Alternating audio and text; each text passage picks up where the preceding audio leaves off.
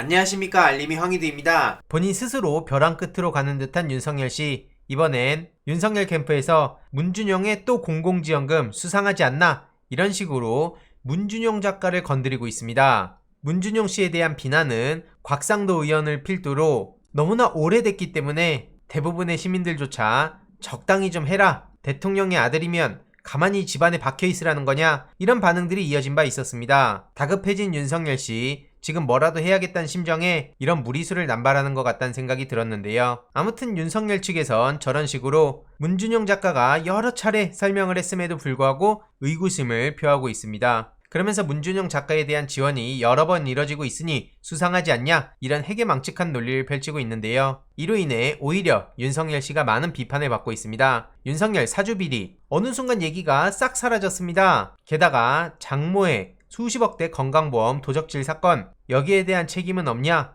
10원 한 장 피해준 적 없다고 하더니 지금 이게 뭐하는 짓이냐? 게다가 윤석열 부인 김건희씨 논문 관련해서도 많은 지적이 이어지고 있고요. 다른 사람도 아니고 윤석열씨가 누구한테 왈가왈부를 할 수 있는 상황도 아닙니다. 본인 앞에 놓여진 수많은 의혹들에 대해서 제대로 해명부터 하고, 이미 드러난 잘못들도 어설픈 정치 프레임으로 넘어가려 하지 말고 책임을 지라는 거죠. 게다가 최근 윤석열 캠프의 종합상황실장으로 있는 장제원 아들이 또 대형 사고를 쳐서 여러모로 윤석열 캠프가 흔들리고 있는 상황입니다. 참고로 윤석열을 지지선언한 심평 변호사는 이재명 지사가 비리에 연루될 사람 아니다, 화천대유 논란에 대해서 이렇게 직접 입장을 밝히기도 했는데요. 한마디로 화천대유 논란을 부추기든 문준용 작가를 건드리든 핵심은 윤석열의 고발사주 논란인 거고, 이 문제는 국기문란 행위라는 지적을 받아 마땅한 매우 심각한 범죄 행위나 마찬가지라는 거죠. 문재인 대통령의 뒤통수를 치고 검찰개혁을 하는 척 하더니 결국엔 검찰을 사유화하고 주변 사람들은 봐주게 하고, 조국 전 장관을 필두로 민주개혁 세력에 대해선 무자비한 수사와 그리고 망신주기 보도까지 온갖 만행들을 기획하고 실천했는데, 무슨 염치로 지금 대통령에 나온다는 건지 도무지 납득이 안 가고요. 이미 곽상도 의원이 문재인 대통령 가족에 대해서 수도 없이 문제 제기하고 별 문제 없었다는 식으로 결론이 나서 오히려 곽상도 의원 또한 역풍을 맞은 바가 한두 번이 아닙니다. 게다가 화천대유 논란이 계속해서 커져가며 곽상도 아들이 7년간 근무했다, 이런 얘기에 대해선 제대로 해명조차 못하고 기본급 내용만 공개하며 많은 시민들의 의구심을 자아내기도 했는데요. 이외로도 안철수 씨 또한 기승전 반문을 이미 오래전부터 해왔었죠. 이에 대한 피로감도 상당히 많은데 윤석열 씨는 과거 역사를 통해 배우는 게 하나도 없는 것 같습니다. 그러니까 2021년에 주 120시간 타령하고 비정규직 정규직 관련해서 황당한 소리나 하고 있는 거 아니겠습니까? 참고로 유엔 사무총장이 문재인 대통령과 BTS가 함께한 행사가 성공적이었다며 총회 성공과 다름없다는 입장을 밝히기도 했습니다. 대한민국 언론에서 이런 중요한 역사의 길이 남을 소식을 제대로 안 다뤄서 대부분의 시민들이 모르고 넘어가는 것 같은데요. 일부 언론에서 이렇게 소식을 전하고는 있습니다. 쿠테우스 사무총장은 SDG 모먼트를 성공적으로 치러서 총회가 성공한 것과 다름없다며 내가 연설했으면 BTS와 같은 파급 효과를 내지 못했을 것이다 라고 화답을 하기도 했다 하고요. 한국과 유엔이 모범적인 협력 관계를 유지하고 있는데 평화와 안보, 지속가능 발전, 인권, 기후변화 대응 등 모든 분야에 있어서 한국이 유엔에 크게 기여하고 있다고 표현했습니다. 쿠테우스 총장이 문재인 대통령께 전한 메시지라 하고요. 이어서 한반도 평화와 관련해서도 전적으로 연대를 표명한다고 강조했죠. 이에 문재인 대통령은 한국 대통령 최초로 5년 연속 유엔 총회에 참석한 걸 기억해달라고 말씀하셨다 하고요. 평창 동계올림픽이 남북관계가 개선되는 계기가 될 수 있도록 적극 지원해준 데에 감사하다는 입장을 밝히기도 했습니다. 이런 대화 내용들만 보더라도 지금 대한민국 역사가 얼마나 빠르게 변하고 있는지, 그리고 전 세계의 주목을 받고 있다는 사실 또한 쉽게 알 수 있는데요. 대한민국 언론에서 혹은 자칭 보수 세력들이 이를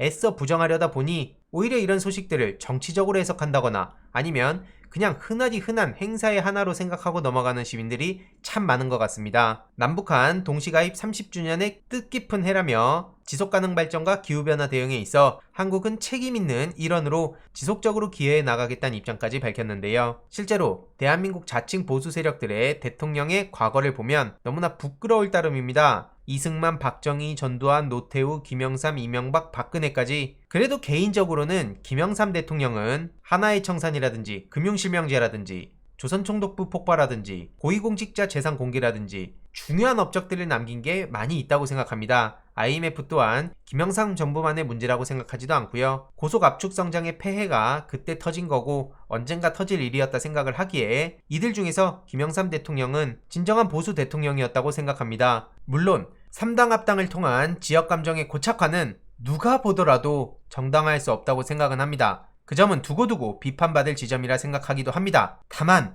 그렇다고 하더라도 다른 대통령과는 다른 점이 있다고 생각합니다. 맨날 저한테 진영 논리 하는 사람들이 있는데요. 본인들이 잘하면 잘한 건 잘했다고 칭찬하겠습니다. 김영삼 대통령에 대한 평가도 저와 다르신 분들도 계시겠지만 어쨌든 대한민국에 진정한 보수가 들어서는 건 굉장히 중요하다고 생각합니다. 아무튼 너무나 대비되는 문재인 대통령의 행보를 보며 많은 시민들이 극찬을 아끼지 않고 있는데요. 잘한 건 잘했다고 좀 해라, 이런 거죠. 대한민국의 품격 그 자체다. 특히 유엔 총회 5년 연속 참석한 게 바로 국격 아니겠냐. 문재인 대통령과 BTS를 향한 극찬이 계속 이어지고 있습니다. 이후로 김정숙 여사와 BTS는 뉴욕 메트로폴리탄 미술관에 방문해서 K컬처에 대한 이야기도 나눴다고 하는데요. 함께 전시품들을 관람하며 지속가능한 미래에 대한 이야기도 나누고 이렇게 작품에 대한 이야기도 많이 나눴다고 하는데요. 이 사진 자체만으로도 굉장히 든든하면서 자랑스럽다는 생각이 듭니다. 과도한 국뽕에 대해서 우려를 하시는 분들이 계신데요. 지금 이 순간만큼은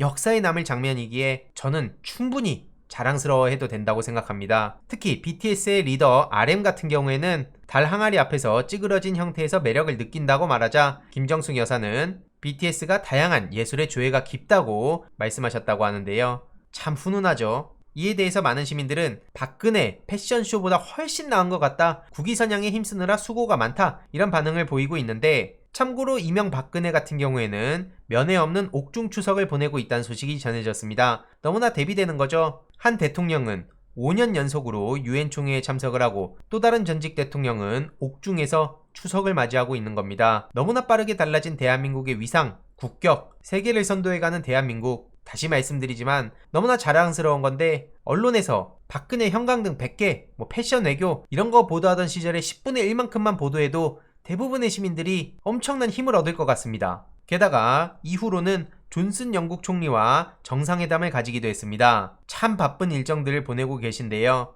G7 정상회의 이후 100일 만에 정상회담을 가졌는데 백신 교환을 계기로 한영 관계가 더욱 공고해지길 바란다는 입장을 밝히셨습니다. 심지어 영국으로부터 mRNA 백신 100만 도즈 25일부터 순차 공급 유력하다는 소식까지 오늘 오전에 전해졌고요. 한국과 영국 간의 백신 교환 차원에서 도입되는 거라고 합니다. mRNA 백신으로는 모더나와 화이자가 있죠. 이외로도 세계가 인정한 선진국 대한민국, 2020 GDP 1조 5,868억 달러, 세계 12위 경제 대국, 글로벌 수출 6위, 수입 9위의 무역 강국. 이게 지금 글로벌 사회에서 대한민국을 수식하는 지표입니다. 글로벌 리더국으로 나아가고 있다는 극찬이 오죽하면 언론에서도 나올 정도고요. 물론 대부분의 언론이 아닌 아주 일부 언론에서 아주 가끔 나오는 얘기라서 아쉽기는 합니다만 어쨌든 지금 대한민국은 이렇게 글로벌 주요 국가 중에서도 두드러진 경제 회복세를 이어가고 있다. 경제 회복의 원동력인 수출도 상승 흐름을 보이며 연간 성장률 4% 목표 달성에도 청신호가 켜졌다. 국제사회에서 한국의 위상도 달라졌다. 이런 극찬이 이어지고 있습니다. 많은 시민들도 이런 소식을 왜 언론에서 보기가 어려운지 안타깝다. 세상 오래 살고 볼 일이다. 언론이 사실을 말하는 게 신기하다. 윤석열과 국민의힘이 싫어하는 소식이 아니냐. 그럼에도 불구하고 이런 기사가 뜨는 걸 보면 대세가 여당으로 기울었다는 반증 아니냐. 이게 문재인 정부의 경쟁력이다. 이런 많은 시민들의 호응도 이어지고 있습니다. 게다가 지난 영상에서도 말씀드렸듯이 글로벌 혁신 지수도 세계 5위, 아시아 1위 5계단이나 상승했다는 소식도 전해졌고요. 여러 어려운 대내외 여건 속에서도